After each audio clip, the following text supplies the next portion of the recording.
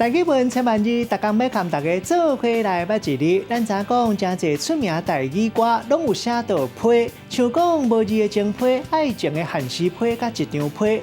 今仔日要甲大家小解这一日，咱同齐来看到，这就是批，读批话批第一条，批信的批。读批这是读背音，批就是书信的意思，咱讲批信。另外写批的纸就是批纸，若寄书信，咱讲是寄批。另外还有藏批录啊，咱讲是批笼。某人讲是批卡、批录、批地、批皮，若是寄批邮箱，有人讲是批筒，某人讲批筒。信箱古早有人讲是批盒，若送批邮务书，有人讲邮差，有人讲邮车。古早是讲提批，某人讲是批卡。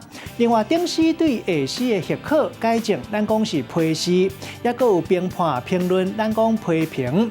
另外一个较特别的用法，就是用刀仔甲物件写做一片一片，咱讲批猪肉、批德味仔。批嘛会当算是人或者是物件单位，像咱讲一批货。大量买卖物品，咱讲是批发。这个文音读做批，带大家做过来小解这两个词。头一个就是批信，意思就是批信或者是书信。第二个词读做批准，意思就是顶诗同意下诗的请求。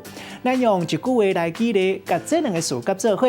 譬如讲，阿明写一张批信要申请外国校校，对方无偌久就批准伊的申请，一切比想的搁较顺遂。